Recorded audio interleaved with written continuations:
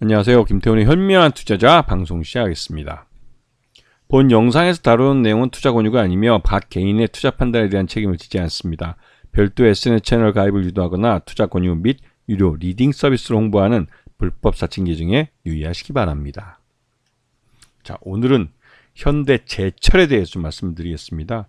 제철 산업은 지금 현재 기후변화 때문에 이 대규모 이 탄소 배출 산업으로 해서 이쪽에 대한 이런 여러 가지 규제가 이루어지고 있습니다. 특히 이제 이 철강 제품 자체가 그 고로에서 생산된 경우 그 고로에 높은 열을 만들어내기 위해서 이 화석 연료를 태워서 이 고로에서 철강을 녹이는, 그러다 보니 화석 연료 사용량에 따라서 탄소 배출량이 결정이 되고 그것 때문에 이 규제를 받게 되는 것이죠. 그래서 이 현대제철 같은 경우는 이 철강이 생산하는 데 있어서 이 탄소 저감 생산 방식을 사용하다 보니 이게 철강 원가 자체가, 생산 원가 자체가 올라갈 수밖에 없어요. 문제는 경기가 좋을 때는 그래도 그런 철강은 다 소비되고 그러지만 지금처럼 국내 내수 경기가 죽고 나서는 경기의 침체로 빠져들면서 이 건설업계도 철강 수요가 떨어지고, 그다음에 이런 다른 자동차나 또 조선이나, 물론 조선은 지금 호황이지만 하지만 이 생산 그 자체가 이제 줄어들면서 철강에 대한 소비 자체가 줄어들고 있어요. 예. 그리고 이제 이 여러 가지 이제 이런 건설 관련된 수요가 줄기 때문에 이 건설용 HBM이나 이런 것들을 많이 생산하는 현대제철 같은 경우는 굉장히 큰 타격을 받고 있죠. 여기다 이제 그나마 좀 다행한 것은 요번에 원자력 발전소가 신한울 3호기, 4호기가 요번에 새로 다시 또 이제 그 건설이 들어가면서 여기에 사용되는 강제를 현대제철에서 생산해서 납품합니다. 그 아시다시피 뭐 이 원전에서 사용되는 모든 소재나 부품 같은 경우는 이게 일반적인 그 이런 소재나 이런 부품으로 취급하지 않고 안전성이 더 가미된 그런 부품이나 소재로 보기 때문에 가격 자체가 굉장히 비싸요. 그래서 마진이 높은 쪽이라고, 높은 그 사업 분야로 알려져 있죠. 그리고 이제 K 방산용 후판, 이쪽이 이제 그 한화 에어로플레이스나 이쪽 에어로스페이스나 이런 쪽에다 납품이 되고 하는데 여기에 이 후판을 또 많이 납품을 합니다. 그리고 이제 고강도강 같은 경우는 이것도 이제 만들 때 들어가는 비용이 많기 때문에 굉장히 비싸고 좀 부가가치이긴 한데 그 사용량이 그렇게 많지는 않아요. 자, 그리고 이 아까 앞에서 말씀드렸듯이 이게 탄소 저감 기술을 고도하면서 이렇게 해서 만들어진 이 철강은 가격이, 원가 자체가 비쌀 수밖에 없습니다. 그래서 이제 중국산하고 비교했을 때 훨씬 더 가격이 비쌀 수밖에 없는 것이죠.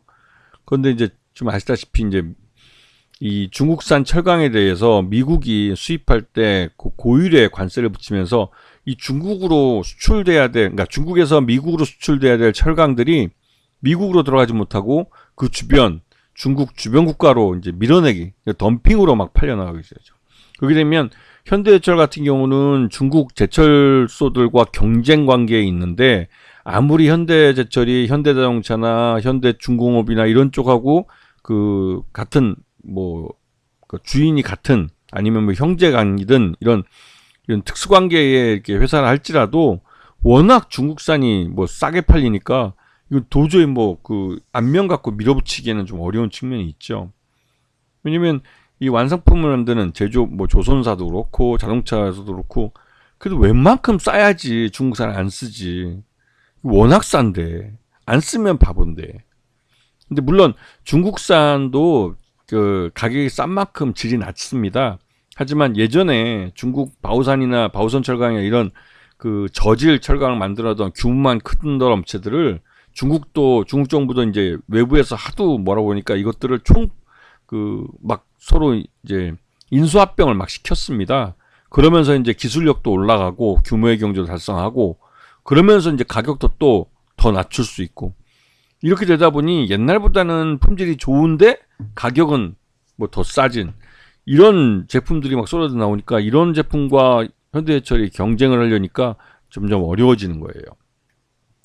그래서 거기다 또 이제 최근 들어서 이제 금리 인하에 대한 기대감, 그러면 금리 인하를 하게 되면 비용이 줄어들기 때문에 생산할 때도 철강의 가격을 좀 낮춰달라고 이제 업체들이 요구를 하죠. 그래서 이런 것 때문에도 더 이 현대제철은 어려운 측면이 있습니다. 그리고 이제 지금 보시기에는 봉형강이나 판재 같은 것 중에 건축용이나 자동차용 또 조선용, 내외장재 이런 데 사용되는 것들은 특히나 조선용 같은 경우 후판 같은 경우는 이 중국산 저가 후판하고 이제 가격 경쟁을 해야 되는데 이 부분은 예전에는 조선업계가 중국산 후판이 가격이 이제 아무리 싸더라도 이게 말 그대로 이제 그 철강 질이 안 좋거든요. 이 조선은 굉장히 큰 그리고 또 오랫동안 한 2년 정도 독에서 이제 이거를 막 만들고 나중에 이제 2년 후에 이제 배에 바닷물에다 탁 집어넣어 가지고 이렇게 그 독에서 이제 건져내는데 그러다 보니 이 중국산 후판 저가라고 해서 후판을 사용하다 보면 또 품질 문제 때문에 일을 2번 해야 되는 경우가 있었어요. 그래서 조선사들도 웬만하면 중국산 후판을 안 쓰려고 그랬는데 그 앞에서 잠깐 설명드렸듯이 중국산 철강 회사들 제철소들을 통폐합을 하면서 나름대로 기술 수준도 많이 높이고 그리고 가격도 또 규모의 경제를 하면서 더 낮추고 이러다 보니 중국산 그 저가 후판을 안 쓸 수가 없는 거예요. 물론 중국도 조선사들이 많아지고 하니까 중국 내 후판을 소비하는 것도 많습니다. 그래서 중국 조선사들은 그러니까 제철소들은 후판 생산량이 굉장히 많아요. 많다 보니 그 가격이 싸지는 겁니다. 근데 우리나라에서는 후판 생산하는 게 포항제철하고 현대제철하고 딱 정해져 있는데 이런 업체들이 생산하는 양이 좀 한정이 돼 있기 때문에 가격이 비쌀 수밖에 없습니다. 그래서 예전에 조선사들이 대규모 적자를 낸 게 그때는 이제 그 국내 후판 업체를 주로 이제 포항제철하고 이 현대제철하고 협상을 해서 후판 가격을 수입했는데 후판 가격이 너무 갑자기 올라 버린 거예요. 거기서 조선사들이 대규모 적자를 냈죠. 그리고 그 이후로는 이 국내 조선사들이 중국의 후판도 수입해서 씁니다. 그렇게 해야만 적자를 안 보고 배를 만들 수 있기 때문에 그렇죠. 그렇듯이 이 조선용 후판 같은 경우 생산량에서 좀 큰 비중을 차지하는데 왜냐면 현대 중공업에다 납품하고 현대 미포조에서 납품하고 하기 때문에 근데 이런 조선사들도 가급적이면 중국산하고 비교해서 좀 싸게 만들라고 요구를 해서 마진을 줄일 수밖에 없는 상황이 된 것이죠. 그래서 어느 정도 마진이 줄어들면 이제 더 이상 만들면 안 되기 때문에 아예 거절하기도 하고 그러면서 또 여기다가 또 건설업계가 국내가 부동산 PF 문제 때문에도 그렇고 건설 현장이 많이 올스톱이 돼버렸어요. 지금 이 말씀은 건축용 철강이 이 수요가 엄청나게 둔화됐다는 겁니다. 그러면 생산을 많이 못하죠. 생산은 양이 줄어들면 네, 그 규모의 경제를 달성 못해서 제대로 그 만들 수가 없죠. 제값 받고 이제 만들어서 팔 수가 없는 겁니다. 자, 그래서 이제 하여튼 이 건설 경기 회복이 지연되고 뭐 봉형광이나 이런 매출이 부진하고 그래서 이제 실적이 나빠졌어요. 지금 매출 자체도 줄어들었고, 그러니까 2024년 2분기 때는 6조 정도 되는데 이제 5조 6천억 정도로 이제 4천억 정도가 이제 매출액이 줄어든 것이죠. 그리고 이건 보시면 이 3분기까지 누적해서 보면 확실히 탁 티가 납니다. 매출 외형이 확 줄어든 걸 줄어든 걸 보실 수 있고 또 영업이익도 전년보다 확 줄어든 걸 또 확인할 수가 있어요. 이거는 이제 영업이익 이렇게 줄어들면 적자 안 난 게 다행이라는 생각이 들 정도로 분기순이익이 이제 173억 7,500만 원. 야, 이건 말이 안 되는 겁니다. 왜냐면 17조 6,134억 매출을 했는데 단기 분기순이익으로 173억밖에 안 된다는 건 이거는 장사 잘못하는 거예요. 작년 같은 경우는 3분기 때까지 6,404억 정도 순이익을 냈습니다. 6,404억 정도가 지금 173억으로 줄었으니까 이거는 장사 접어야죠. 이 정도면. 까딱했으면 적자 날 뻔한 거예요.